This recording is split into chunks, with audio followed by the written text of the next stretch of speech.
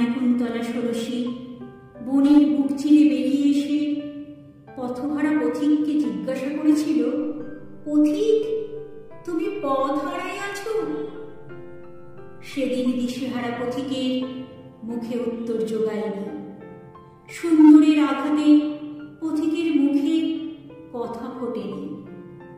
পথিক সেদিন সত্যই পথ হারিয়েছিল। হে আমার গহন বনে তরুণ পথিক দল, আজ সেই বনানী কুন্তলা ভৈরবী সুতা আবার বনের বুক চিরে বেরিয়ে এসেছে। চোখে তার অসংকোচ দৃষ্টির খর্গধার, ভালে তার কপালিকে রাঙা রক্ত তিলক, হাতে তার অভয় তরবারি।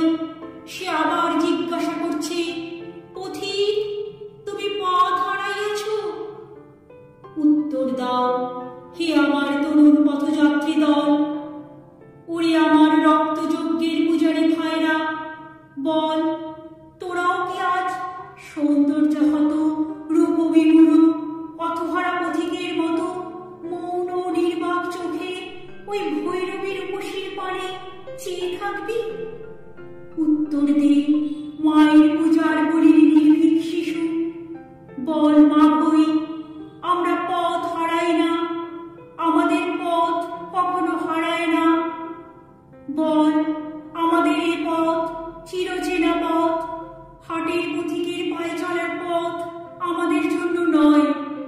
সিংহ শার্দুল শঙ্কিত কণ্টক কুণ্ঠিত বিপথে আমাদের চলা।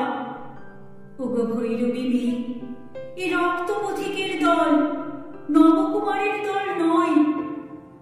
ভৈরবীর উপসী আবার জিজ্ঞাসা করে, পথিক, তুমি পথ হারাইয়াছ? এবার বলো আমার বন্য তরুণ দল, ওগো, আমরা পথ হারাইয়াছি, বনের পথ হারায় নাই। অকুণ্ঠিতা অনবগুণ্ঠিতা বনমালার চোখে কুণ্ঠার ছায়া পাথর, পরাজয়ের লাজ অবগুণ্ঠন পড়ুক। নিবিড় অরণ্য তারই বুকে দোলে দোলে বহিরুহ সব দোলে, বনস্পতি দল দোলে, লতা পাতা সব দোলে দোলে, তারা সবুজ ফুলের তেজের বেগে। তারই মাঝে চলে চলে আমার বড় হিংস্র বীরের দল। তাদের পথ দেখায় কাপালিকের রক্ত তিলক পরা ভৈরবী মেয়ে। অদূরে কাপালিকের রক্ত পূজার মন্দির, মন্দিরে রক্ত কুকারিনীর তৃষ্ণা বিহ্বল জিহ্বা দিয়ে টপ টপ করে পড়ছে কাঁচা খুনের ধারা। দূরে হাজার কণ্ঠের ভৈরব গান শোনা গেল, তিমির হৃদয় বেদারণ জলদ অগ্নিদারণ, জয় সংকট সংহার, জয় শঙ্কর শঙ্কর। রক্তপাগলি বেটির পায়ের চাপে শিরবার্তনাদ করে উঠল। রক্ত মশাল করে ভৈরবপন্থীর কণ্ঠ শোনা গেল আরো কাছে, বজ্রঘোষ বাণী রৌদ্র শূল পানি, মৃত্যু সিন্ধু শান্তর, জয় শঙ্কর শঙ্কর। আবার শিব মোচড় খেয়ে উঠল, কিন্তু সব তার বুকে চেপে মন্দির থরথর করে কাঁপতে লাগলো। উল্লসিত বনানী ঝড়ে ফুঁ দিয়ে নাচতে লাগলো। কাপালিকের রক্ত আঁখি দিয়ে জল গড়িয়ে পড়তে লাগলো। আর দেরি নাই, ওই আসে রক্ত পূজার বলি। ছেড়ে দে বেটি, ছেড়ে দে শিবকে, কল্যাণকে উঠে দাঁড়াতে দে। ইন্দ্রের বজ্রে ঘন ঘন শঙ্খধ্বনি হতে লাগলো। মেঘ ডম্বরুতে বোধনের বাজনা বাজতে লাগলো।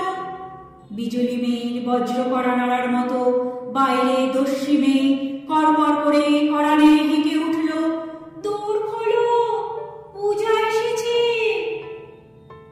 বাইরে ঝড়ের দোলার তালে তালে ভৈরবপন্থীর দল নাচতে লাগলো।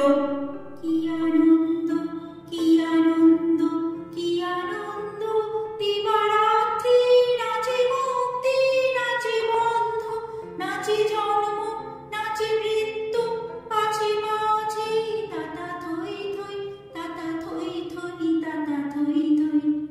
ঝনঝন শব্দে মন্দির দ্বার খুলে গেল। কাপালিক বেরিয়ে এলো। নয়নে তার দারুণ হিংসা বন্দি, স্কন্ধে তার বিজয় কৃপাণ। মন্দিরের অঙ্গ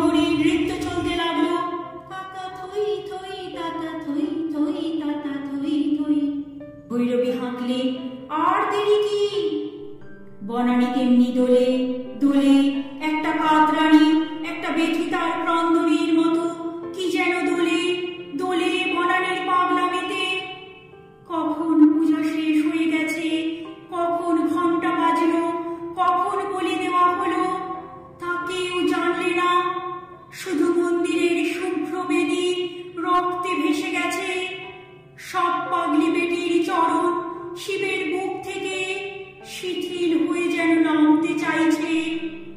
বেটির পায়ে এক রাস কাঁচা হৃৎপিণ্ড তখনও ধরফর করছে, যেন সত্য ছিন্ন রক্ত জবার জীবন্ত কাতরানি। এক রাস ছিন্ন মুন্ড খেপি বেটির পানে ছলো ছলো চোখে তখনও তাকাচ্ছে।